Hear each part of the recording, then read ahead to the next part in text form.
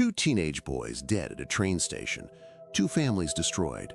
But one father turned his grief into a foundation that's now taught 500,000 children conflict resolution.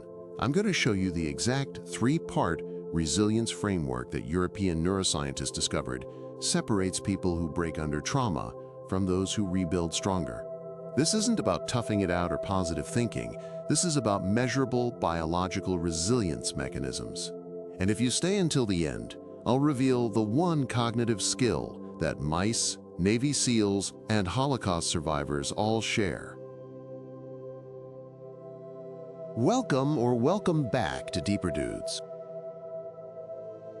But first, let's talk about why some men completely shatter after one major crisis while others endure unimaginable tragedy and somehow keep going.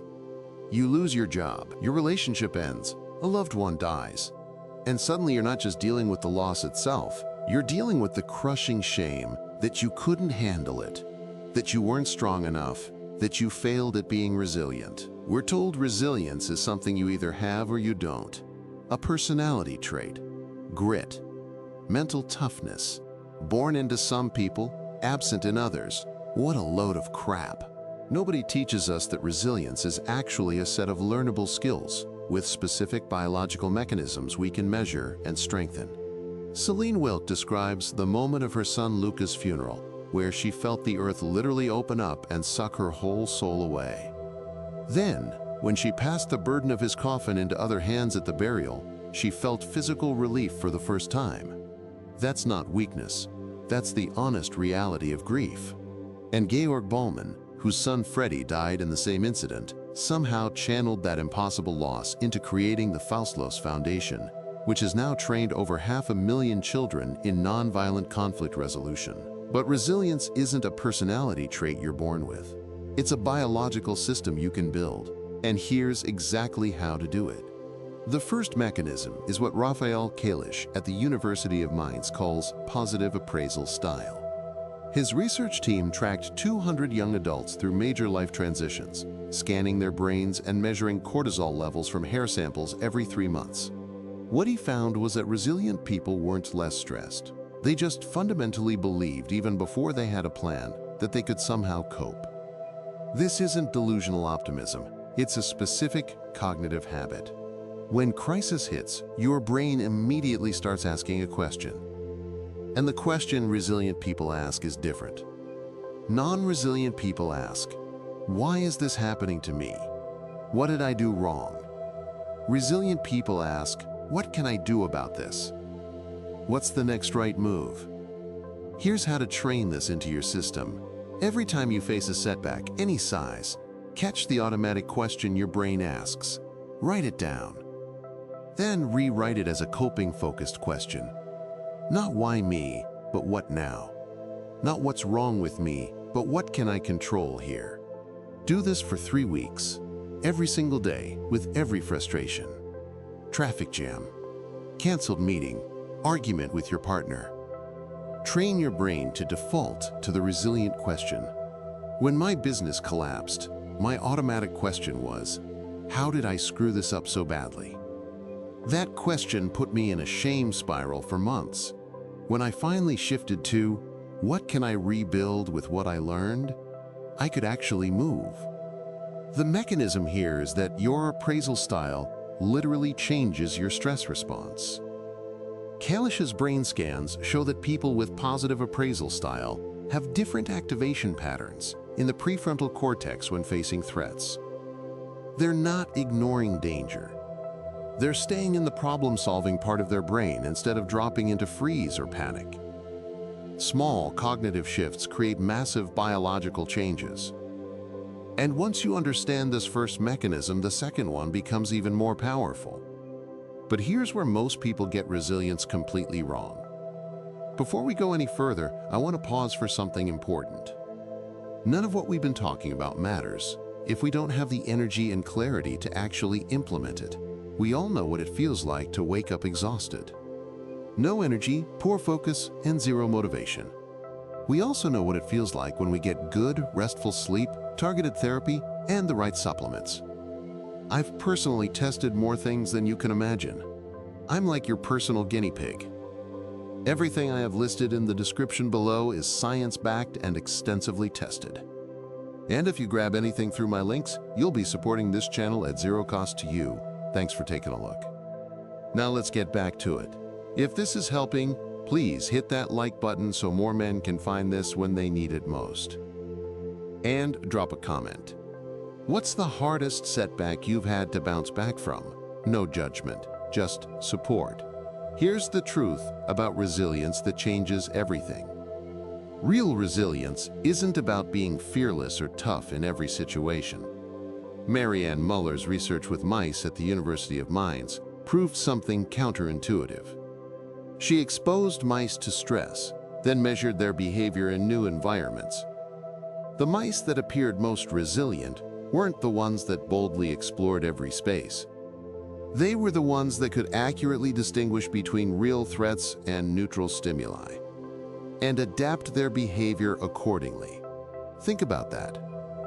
Resilience isn't charging forward no matter what. It's threat assessment accuracy, knowing when to push and when to protect yourself, knowing when the danger is real and when it's just your nervous system stuck in an old pattern. This is called adaptive calibration.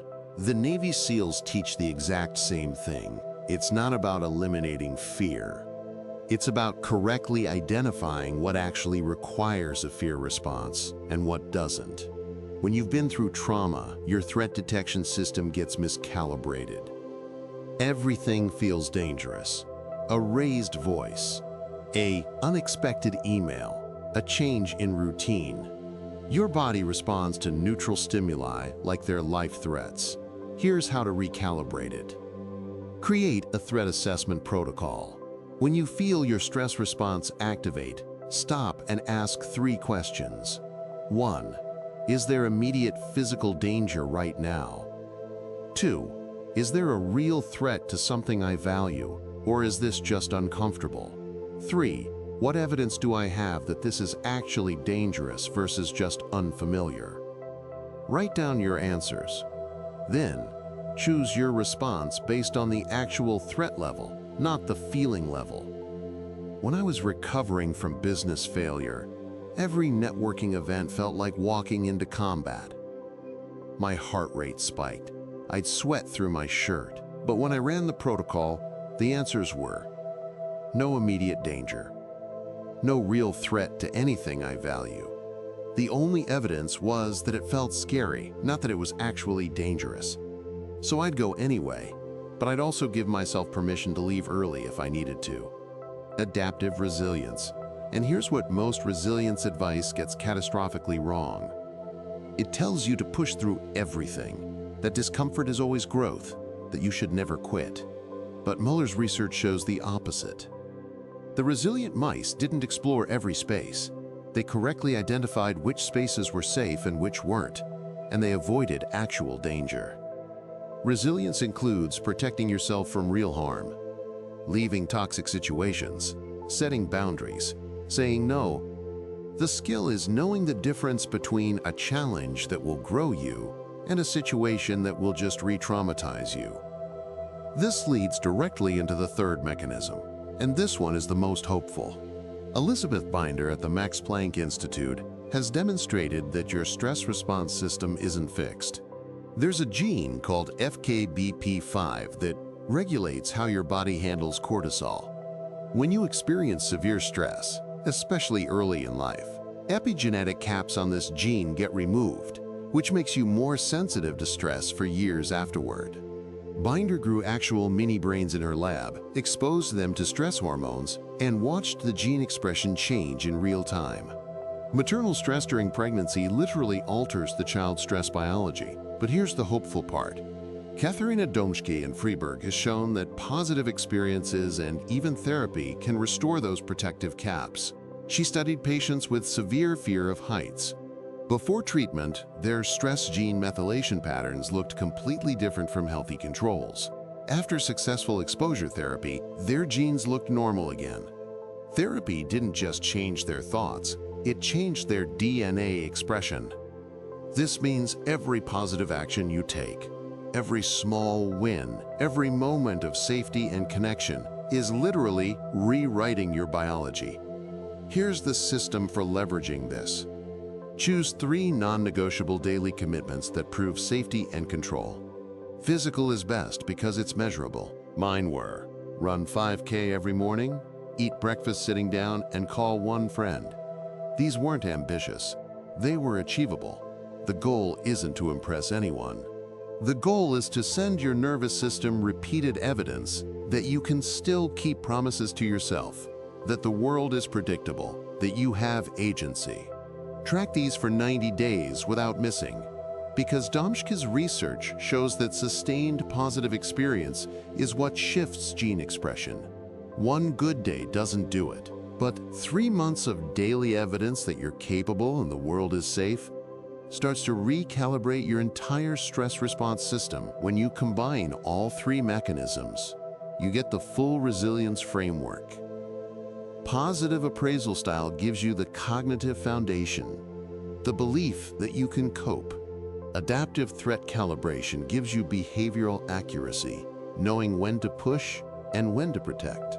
And sustained positive micro-commitments give you biological recalibration, actually changing your gene expression over time.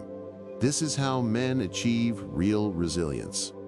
Not by pretending trauma didn't hurt, not by white-knuckling through everything, but by systematically rebuilding the cognitive, behavioral, and biological systems that let you navigate hardship without breaking. Boris Cyrulnik, the French psychiatrist who pioneered resilience research after losing his entire family at Auschwitz when he was 4 years old, ends the documentary with the most honest thing anyone has ever said about this topic. He says his resilience was never perfect, and he hasn't solved everything. Growth is real, recovery is possible, but it's never finished, and pretending otherwise is just another mask.